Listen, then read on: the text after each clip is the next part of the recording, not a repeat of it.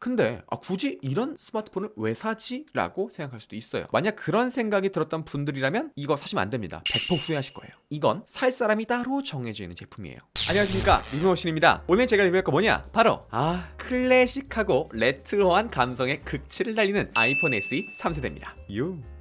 가장 먼저 간단하게 스펙부터 살펴보도록 하죠. 가장 중요한 아이폰 SE 3세대 가격 59만원입니다. 59만원? 중저가형 스마트폰들의 얼추 비슷한 가격인 것 같은데 AP가 대박입니다. A15 바이오닉으로 M1 미만에서는 가장 좋은 바이오닉 칩이 들어가 있습니다. 램 4기가, 용량 64기가, 통신 LTE가 아닌 5G까지 지원하고요. 카메라 후면 1200만화소 4K 30프레임까지 촬영 가능하고 전면은 700만화소 HD까지 촬영 가능합니다. 지문인식 이거 오랜만에 보시죠. 여기 요거 네, 지문인식 되고요. IP67 방수 방진까지 지원합니다. 무게는 144g으로 진짜 딱 손에 올려놓으면 너무 가볍다 라는 느낌이 드는 정말 깃털 같은 가벼움입니다. 제가 몇 주간 써보면서 직접 느꼈던 장점과 단점 위주로 한번 설명을 해보도록 하죠. 그냥 비교를 위해서 제가 가져와 봤는데요. 이것도 제가 직접 쓰던 아이폰 SE, 이건 1세대입니다 보시면 여기 써있나요? 아이폰 SE. 여기는 아무것도 없네요. 깔끔하죠? 옛날에 이런 감성이 좀 전 좋았는데 1세대랑 비교해놓고 보세요. 어떠세요? 와, 진짜 엄청 커졌습니다. 아이폰 SE 1세대랑 비교하면 화면이 너무 커졌어요. 와, 진짜 아이폰의 혁신이다. 화면이 이렇게 커질 수가! 그런데 제가 쓰고 있는 갤럭시 S22 울트라랑 비교하면 화면이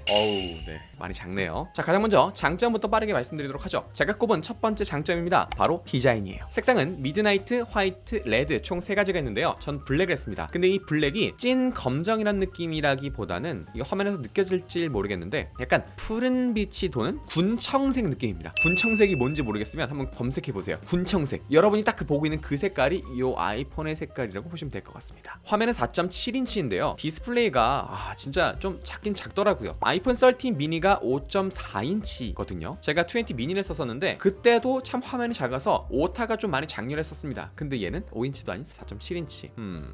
바야흐로 동영상 시대이니까 아이폰 프로는 6.1인치, 프로 맥스는 6.7인치, 갤럭시 S22는 6.1인치, 울트라가 6.8인치로 보통 쓸만한 것들은 6인치 이상이에요. 5인치도 좀 작다고 느껴집니다. 근데 얘는 4.7인치입니다. 사실 이 디스플레이가 작다는 거 말고 특별하게 눈에 띄는 건 없었는데 당연히 요즘 아이폰들과 비교가 많이 되는 게 딱 하나 보이죠? 바로 이 지문 인식 버튼입니다. 이 물리 지문 인식. 이 느낌 소리 들리시나요? 이거 참 너무 오랜만인 것 같아요. 반갑습니다. 참 이 아이폰이 정말 잘 만들어진 아이폰이거든요. 지금 이거 보시면 사실 이게 구형 폼피타라고 하지만 얘도 완전 최신형이었었어요. 그때 당시에는 원래 아이폰은 이랬었습니다. 지금 보시면 여기 물리 버튼이 있어요. 지금 소리 들리시나요?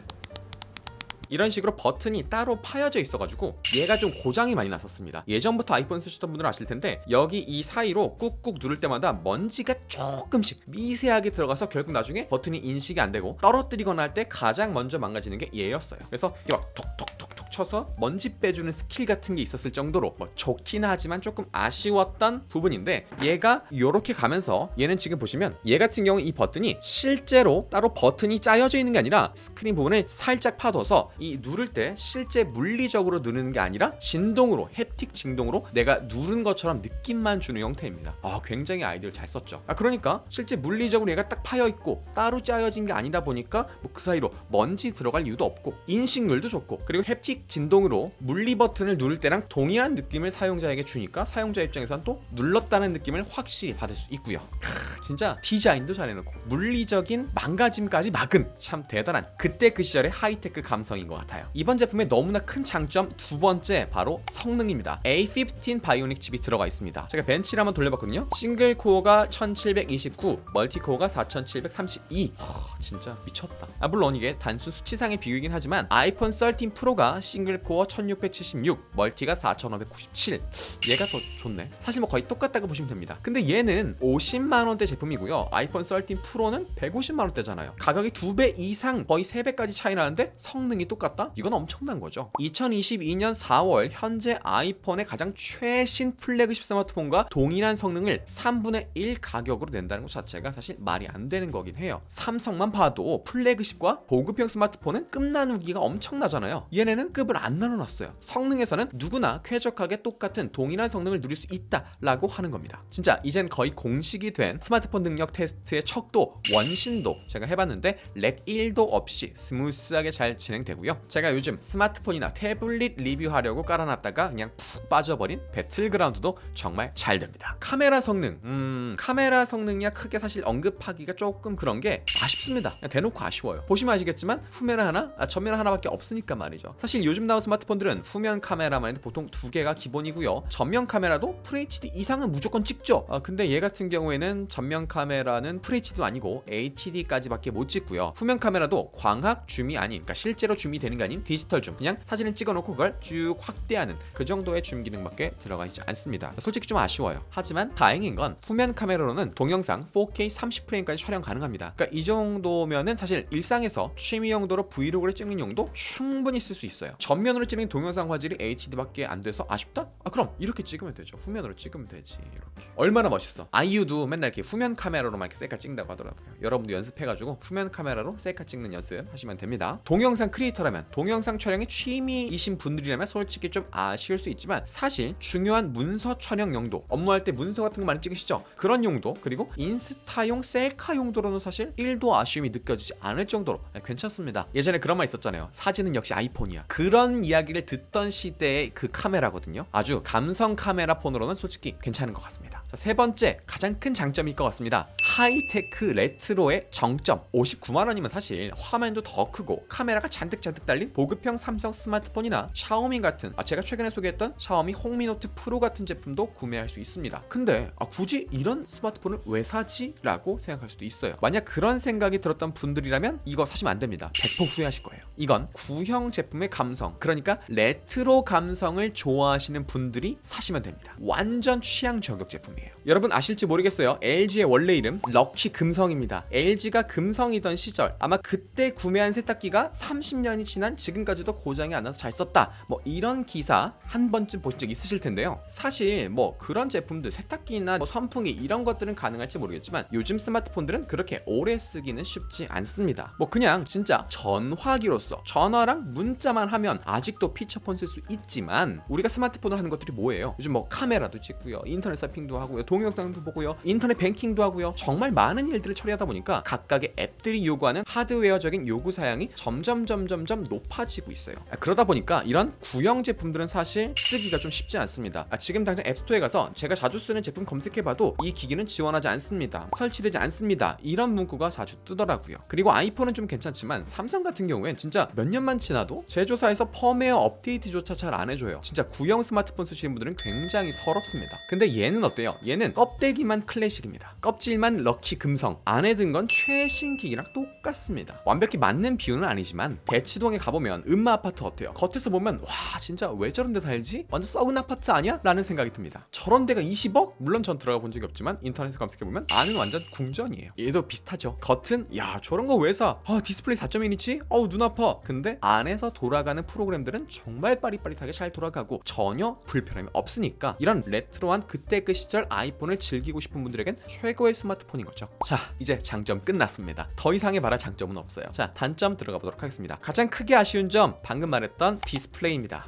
디스플레이가 참 작죠. 사실 애플이 노치 때문에 욕을 좀 많이 먹었었어요. 이마가 이렇게 까져 있네, 이게 뭐야? 근데 노치가 있으면 어때? 그 부분 말고는 다 디스플레이잖아요. 화면을 넓게 볼 수 있습니다. 얘는 노치가 없어요. 그냥 디스플레이가 없습니다. 이 위랑 아래는 그냥 삭제. 제가 처음에 얘를 배송 받아보고 바로 막 이것저것 설치하고 유튜브도 봤는데 저도 모르게 유튜브를 켜고 이렇게 했습니다. 왜? 내 머릿속에는 이미 이 스마트폰의 이 어두운 부분은 다 디스플레이야 라는 게 각인되어 있어서 나도 모르게 이렇게 했던 거예요. 넓어질 줄 알고. 근데 안 넓어지죠. 여기는 디스플레이가 아예 없으니까. 그리고 제가 아이폰 12 미니를 쓰다가 얼마 못 쓰고 결국 바꾸게 됐거든요. 그 가장 큰 이유 중에 하나가 바로 오타였습니다. 화면이 너무 작아서 계속 오타가 일어나는 거예요. 근데 얘는 아이폰 12, 13 미니보다 더 작습니다. 오히려 문제 있을 땐 괜찮을 수 있어요. 근데 게임 같은 거 하면 손가락 손가락이 이렇게 얹어지니까 화면이 정말 많이 가려요. 답답합니다. 근데 여러분 그거 아세요? 스티브 잡스가 아이폰 크기를 3.5인치 이거로 계속 고수했었습니다. 왜냐하면 딱 그 정도 된 사이즈가 이 한 손으로 조작이 가능하고 내 바지 주머니에 쏙 들어가기 때문이죠. 지금 여러분 한번 해보세요. 여러분 스마트폰 디스플레이 왼쪽 끝에서 오른쪽까지 손을 이렇게 왔다 갔다 해보세요.